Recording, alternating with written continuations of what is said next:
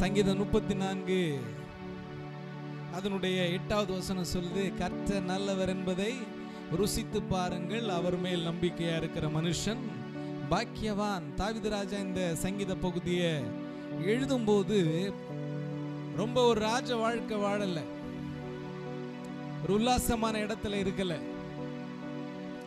தன்னுடைய உயிருக்கு பயந்து, அதாவது சவுல் ராஜாவுக்கு பயந்து ஓடிக்கிட்டு இருக்கிற நேரத்துல தான் இந்த சங்கீத பகுதியை எழுதுறாரு. கர்த்தர் நல்லவர் என்பதை ருசித்து பாருங்கள், அவர் மேல் நம்பிக்கையா இருக்கிற மனுஷன் பாக்கியவான்.